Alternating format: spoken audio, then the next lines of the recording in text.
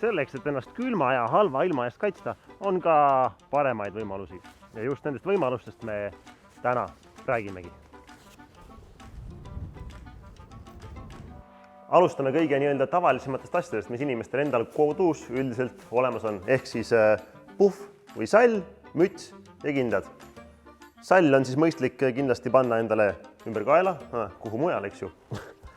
Ümber kaela, sest et tuul tihti tuleb jope kuskilt ülevalt või alt sisse ja lõpuks on kurk haige ja tänapäeval haige urguga ei saa kuskile minna, sest et ühiskond ei luba.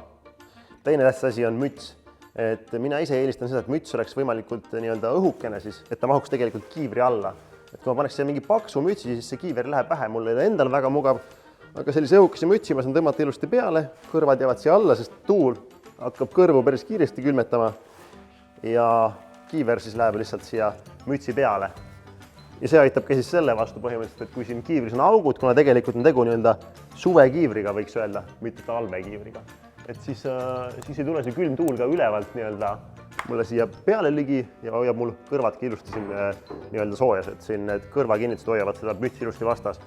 Ja viimane on siis kindad, mis tegelikult minu enda jaoks on kõige nagu tähtsam. Ja tähtsam sellepärast, et kuna tõuksiga sõites me hoiame lenksust kinni, siis käed on nii-öelda see, mis saab kõige rohkem seda tuult ja tihti peale inimeste kindad ei ole nii-öelda piisavalt head, et seda tuult kinni pidada. Et joped muud asjad saavad hakkama, kindad võiks olla see võib-olla kas motokindad nii-öelda või vähekene nii-öelda paksemast materjalist.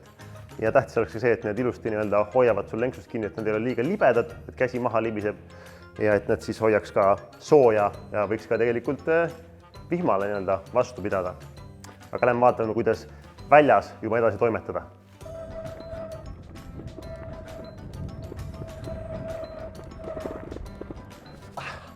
Ja kõik õnnelikud, kellel on võimalus sõita power tõukeratastega, siis kindlasti võiks munakoore kiivri asemel kasutada ka full face kiivrit. Just nimelt nagu näiteks seda sama. Tõmbad selle pähe, paned visiiri ette ja kõmm, ei tule sul vihma sisse, ei tule ühtegi probleemi sul sisse. Lisaks sellele tasub kindlasti alla panna sooipesu, mis hoiab sind kiirimatel nii-öelda tempodel sõitudel soojas ja selle peale ka motojope, mis aitab väga hästi erinevate ilmastikutingimuste vastu, nagu näiteks vihm, külm ilm ja libedus.